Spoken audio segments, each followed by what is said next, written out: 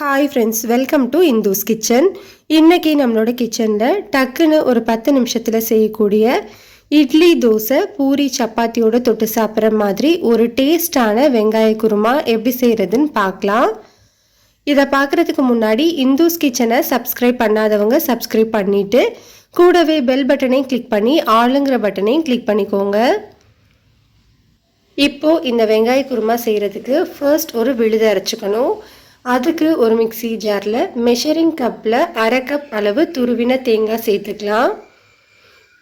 இது கூட 1/2 டீஸ்பூன் சீரகம், 1/2 டீஸ்பூன் அளவு சோம்பு சேர்த்துக்கலாம். காரத்துக்கு நான் 4 வரமிளகாய் சேர்த்துக்கிறேன். உங்களோட காரத்துக்கு ஏற்ற மாதிரி மிளகாயோட அளவை அட்ஜஸ்ட் பண்ணிக்கோங்க. இதில் இப்போது 1 டேபிள் ஸ்பூன் அளவு பொட்டுக்கடலை சேர்த்துட்டு கொஞ்சமாக தண்ணி ஊற்றி நல்லா ஸ்மூத்தான பேஸ்ட்டாக அரைச்சி எடுத்துக்கலாம். அரைச்ச இந்த பேஸ்ட்டை தனியாக எடுத்து வச்சுக்கோங்க.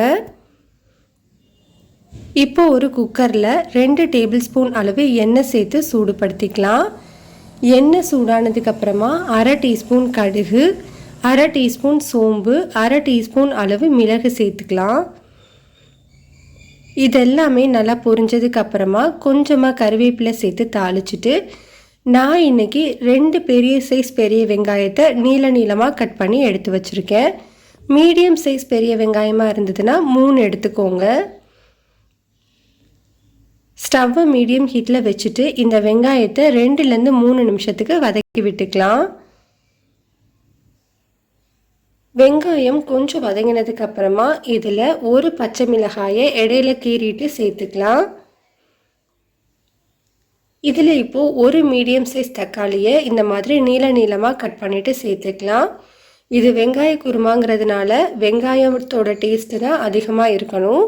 2 பெரிய சைஸ் பெரிய வெங்காயத்துக்கு ஒரு மீடியம் சைஸ் தக்காளிங்கிறது கரெக்டாக இருக்கும். இப்போது இந்த தக்காளி எல்லாமே சீக்கிரமாக வதங்கிறதுக்காக குருமாவுக்கு தேவையான அளவு உப்பு, 3/4 டீஸ்பூன் அளவு கல்லுப்பு சேர்த்துக்கலாம். இந்த தக்காளி நல்லா மசிகிற வரைக்கும் வதக்கி விட்டுக்கோங்க. இந்த அளவுக்கு நல்லா மசிஞ்சு வெந்ததுக்கப்புறமா நம்ம அரைச்சி வச்சுருக்கிற தேங்காய் விழுதை உள்ளே சேர்த்துக்கலாம்.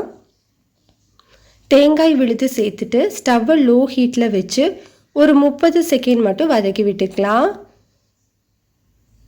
வதக்கினதுக்கப்புறமா மிக்சி ஜார் கழுவிட்டு நான் 2 கப் அளவு தண்ணி சேர்த்துக்கிறேன்.